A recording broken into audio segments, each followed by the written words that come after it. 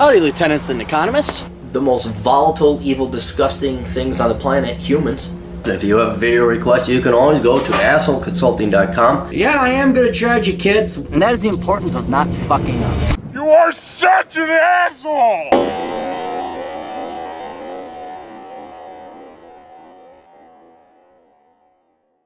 How you kids doing? The old captain here, finally catching up with some people who've been very patient over the weekend.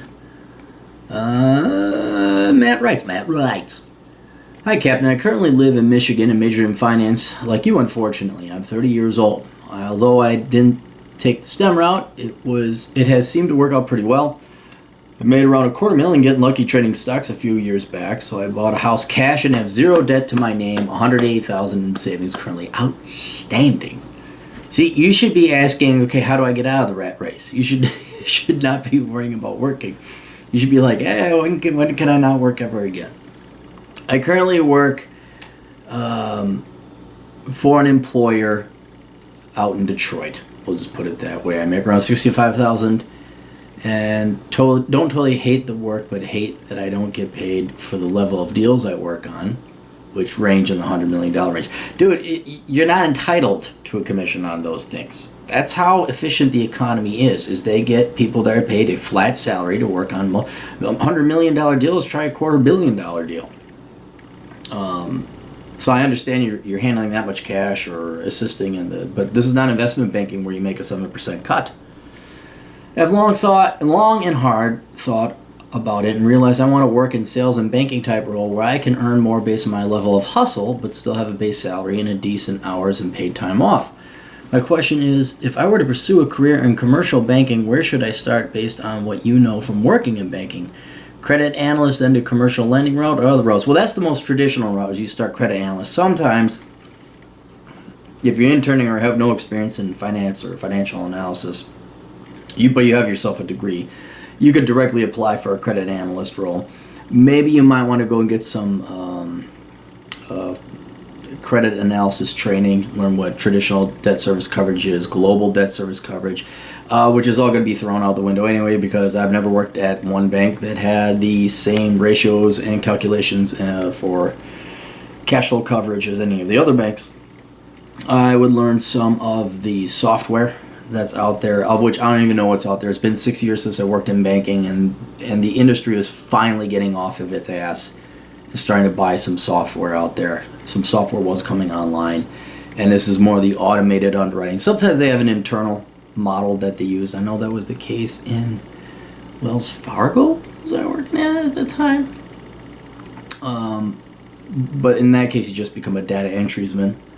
But yes, that is your traditional route. You could directly apply for credit analyst positions. I'm just saying to spruce up your resume a little bit. Becoming a credit analyst, you do that for a couple of years. You become a senior credit analyst. You do that for a couple of years. And maybe directly out of credit analyst work or senior credit analyst, then they might want you to become a commercial lender. When you become a credit analyst, you want to be a commercial lending analyst or commercial credit analyst. You don't want to work in personal lending. Although depending on the size of the deals you're working, you will blend the two because you will be analyzing the guarantors, the people who are guaranteeing the deal.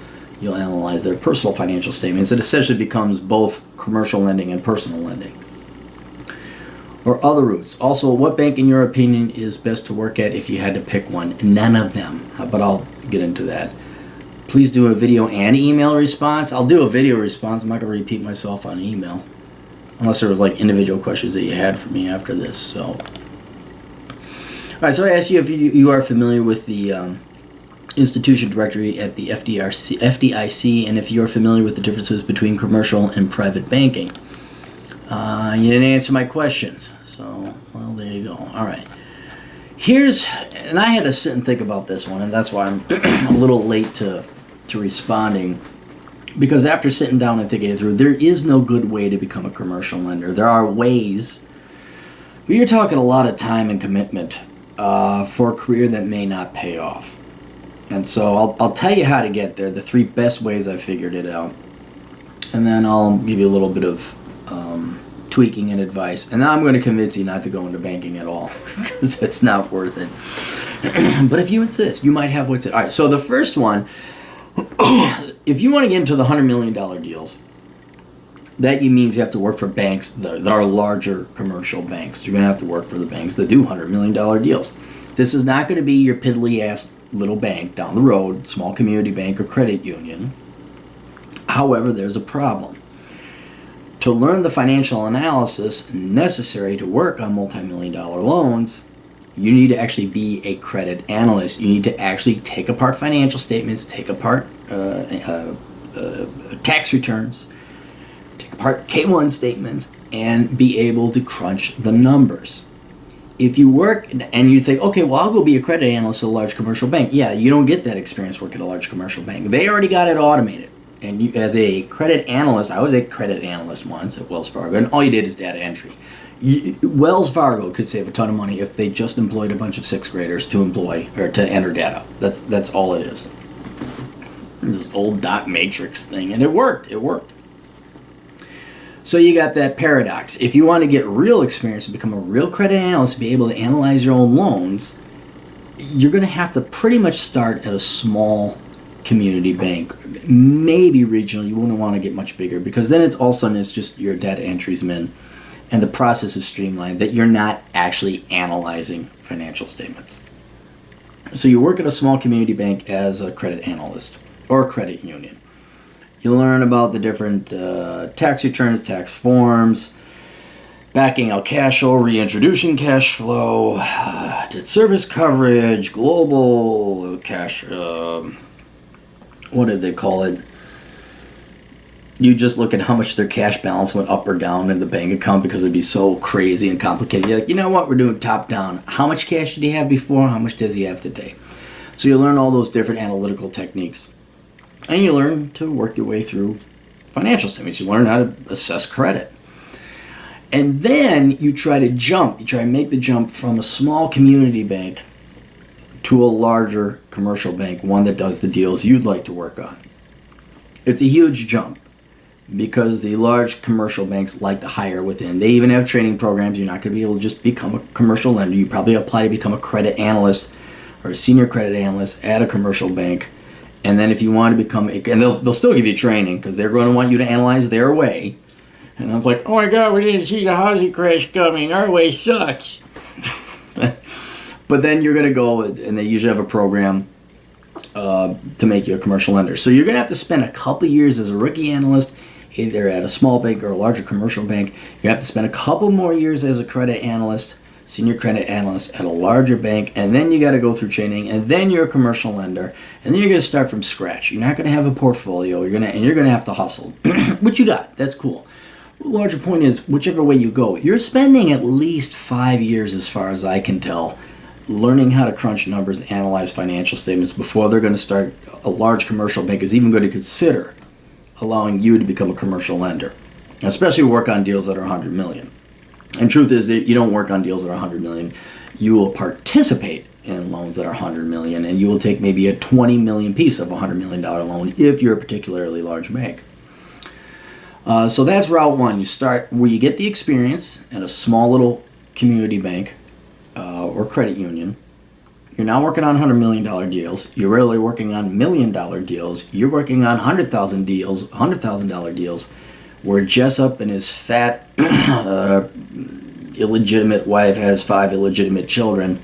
They got to take another loan on his pickup truck Dodge Diesel Hemi trailer because little Jessup Jr. needs some new fillings in his teeth. I told him to brush his teeth there, Edna. I told him, but he didn't. He wants to be just like his father. Sorry, Wyoming days of banking. So that's route one. Route two. You just go through the belly of the beast. You're not even likely to start as a credit analyst. If you do, like I said, it's going to be data entry. A lot of people start as tellers at the large commercial banks. You got to earn your stripes at Bank of America, Wells Fargo, U.S. Bank, or whatever. Fifth Thirds. I never understood the name of that one. Whatever large bank. You have to clean toilets with toothbrushes because that's how we do it here at BOA. Can we get more government money? You'll probably start off as maybe even an assistant analyst, even though you have your degree in finance. You'll work through the ranks. You'll learn to analyze banks their way. You'll use their incredibly boring system, and you could have 4 years credit analyst experience as a credit analyst, but you won't have credit analyst experience because you just know how to plug the numbers into their financial system and then it's shipped off to somewhere else. You'll know how to do data entry on their system very well. The actual analysis, that will come when they ship you off to commercial banker school or their training program. And so that's how they will teach you how to analyze a commercial loan and underwrite a commercial loan the Wells Fargo way. First, fuck it all. Let's just create it and we'll lend the money and make the commissions anyway. And ignore fundamentals if there's a good enough commission. That's the Wells Fargo way. Can we get more government money?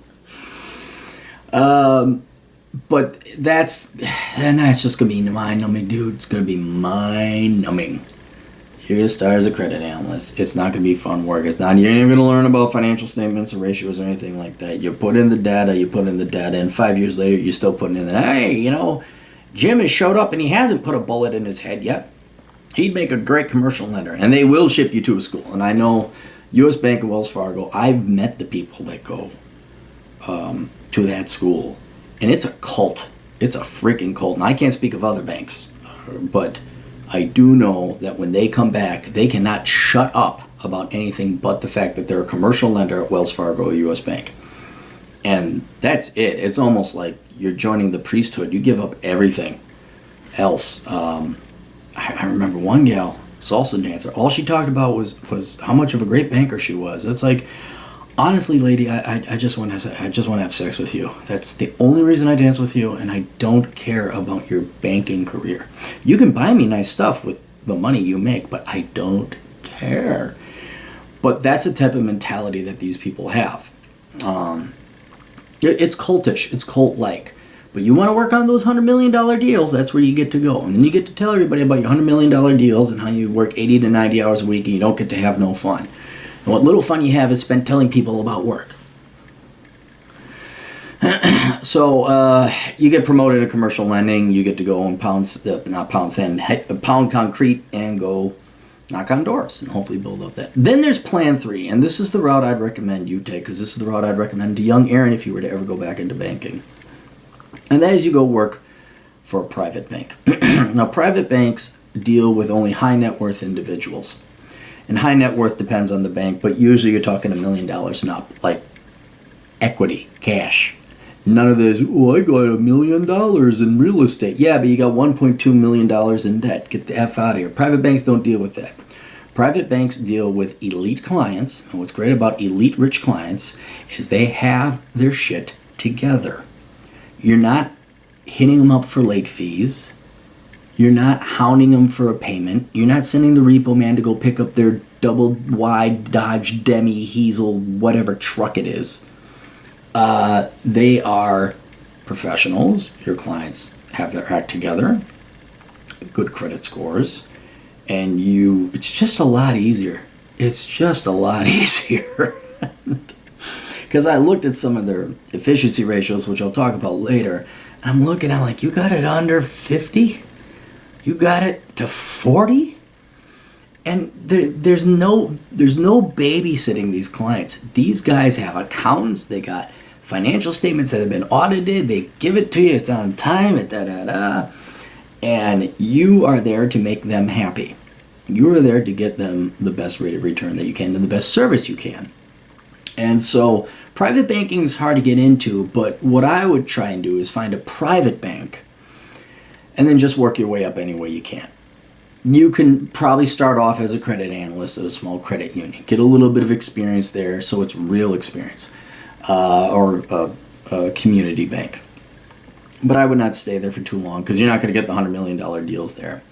And you may not even necessarily get $100 million deals at the private bank side. There will be some, but private banking is just a lot nicer. So then you're not walking like, hey, I'd like to be a private banker. You say, oh, hey, I was a credit analyst, blah, blah, blah. You walk in, I saw you had a deal. Familiarize yourself with private banking, precisely what they do, specifically the bank you're applying for, because there's slight different niches that the different private banks offer their clients. Larger point is if you can get into a private bank, You avoid the cult. You avoid being the cog in the machine of a large commercial bank. You avoid the crappy loan applications you're going to get at small community banks and credit unions. And you're just dealing with a better quality of clientele, where the headaches and the houndings and the excuses and I'm late because of this, I'm late because of that, and da. No. I have $2.7 million. I would like to store it somewhere. Do you have any recommendations? Why, yes, sir, we do.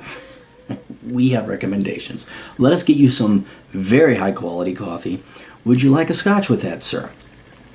So, I have never been in private banking, just so you know. I know what it is. I've seen it, talked to private bankers.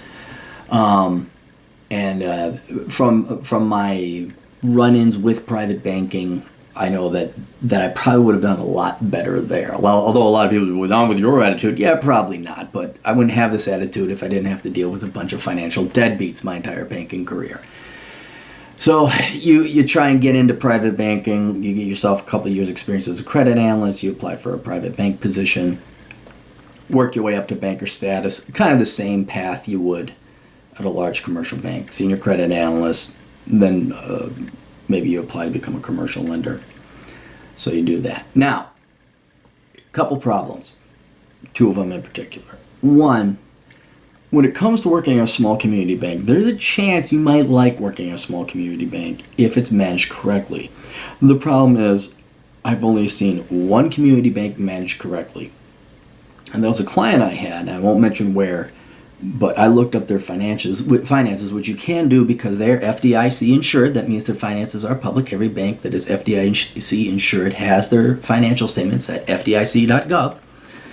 And I looked at it and I'm like, holy cow, a small community bank that has its head out of its ass. And they were promoting people based on merit. This young man made good money. He was a professional. They treated him right.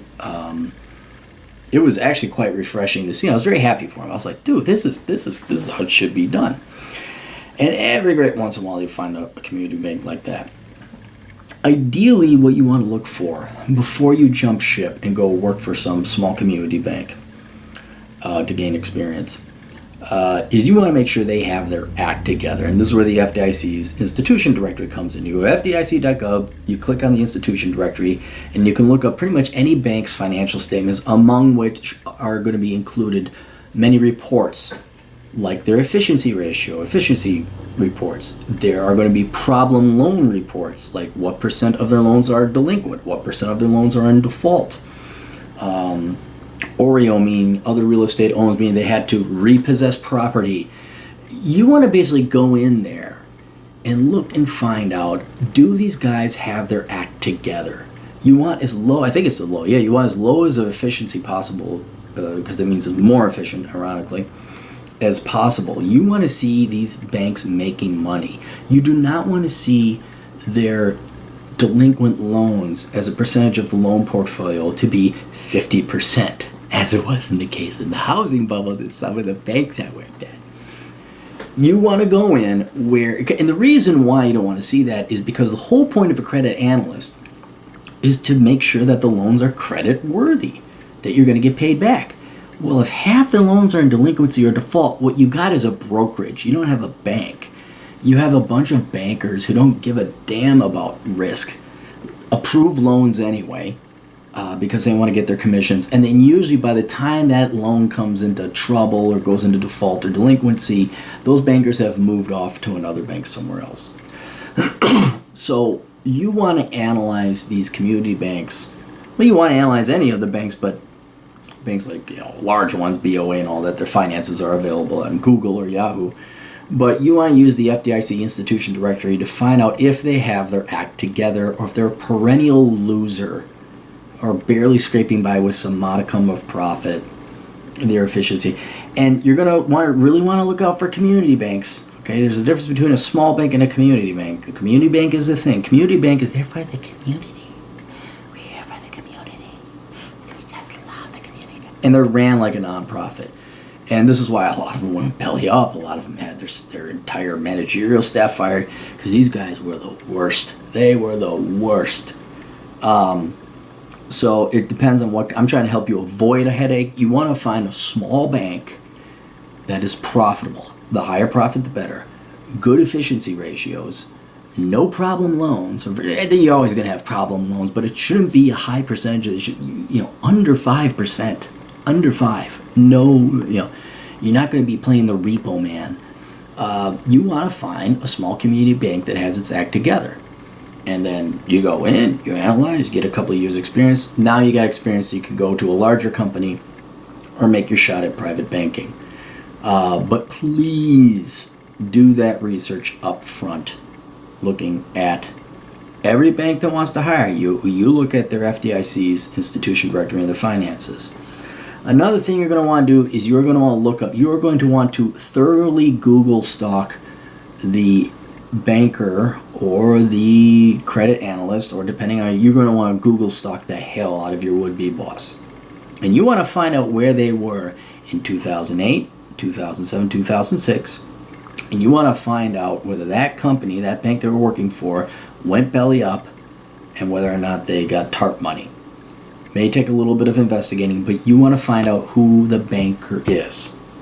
Is this a real banker that did good honest loans, or is this just another lily pad hopper that hops from one bank, a bank tanks it, another bank tanks it, another bank tanks it with bad loans? It's surprising how sales oriented and not profit oriented bankers in the banking community is. And so these guys look like stars. It's like, dude, you just took a shit on the lily pad and hopped off. That's all you did. And then you tank that bank. So you want to look at who these guys are and how many banks before them that they worked at ended up going belly up or took TARP money. And then I'd be really suspicious of whether you want to work for that individual. So that's the two things I would have you be looking for. Finally, why do you need to work on $100 million deals? Why do you need the money? You're 30. You should be approaching the age where you understand minimalism and frugality. If not, go read Poor Richard's Retirement. That will put things into context and perspective. But more importantly, you have no debt and you have $180,000 in savings or investments, liquid assets. Why do you need to make millions?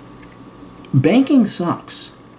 Banking, and I don't say it because finance isn't interesting. Finance is very interesting. You know that. You studied finance. I studied finance because finance and economics is interesting. But when you put it into practice, it's never put into practice.